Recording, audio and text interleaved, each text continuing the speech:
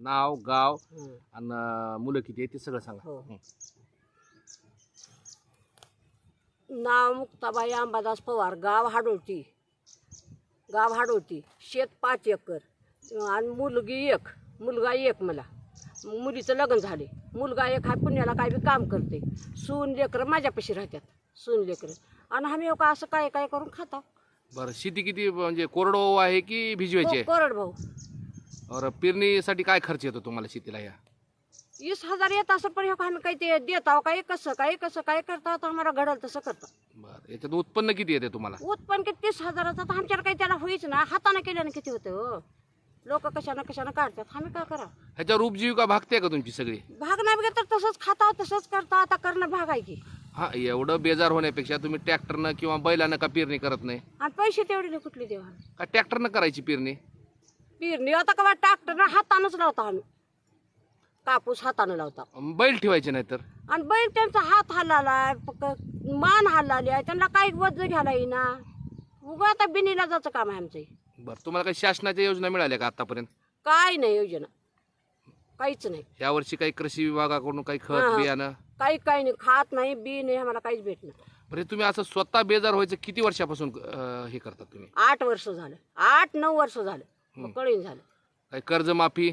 कर्जमाफी काय अंजमन हाय, माप नाही, काही नाही, भरता उचलता. किती हजार आहे कर्ज तुम्हाला अंजुमन? 40,000 ते मालकालाच आहे. आणि ती 5 एकर आहेत, ती बी दोघात आहे शेत. मला काही ते अंजमन बी नाही. बरं, ह्याच्यावर तुमची उपजीविका भागते का? भागीत आहे तसंच, बिनीला जायचं भागी नाही. हा, एवढ्या वयात एवढं तुम्ही बेजार व्हायला, कशासाठी बेजार व्हायला? नातू आहे तर 2, सून आहे इथं, त्यांना काही शिकवावं. आता पोरगा बी शिकले, त्याला काही सरकार नोकरी नाही, उगा असंच काम करू खाते. ही बी असंच खातील पुढे, ह्यांना तर काही करावं म्हणून हे उगं बेजार होणं आमचं. नाव सांगा मामा तुमचं. अंबादास गोविंद पवार. तुम्हाला शेती किती आहे? 5 एकर कोरड व्हायचं. एवढं या वयात तुम्ही एवढं का बेजार होतात?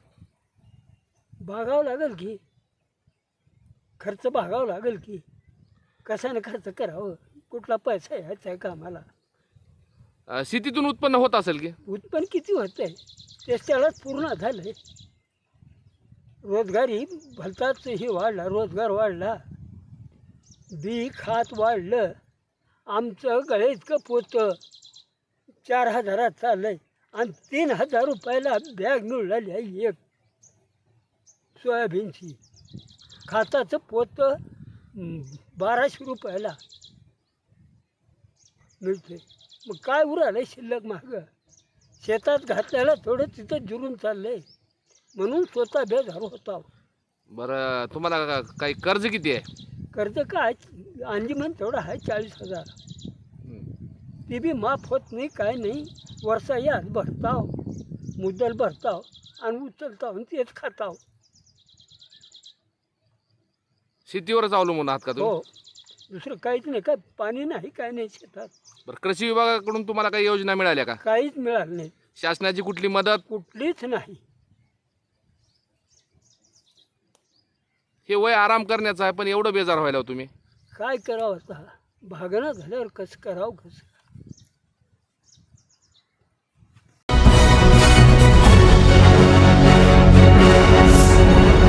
Thanks for watching Ekmat Digital.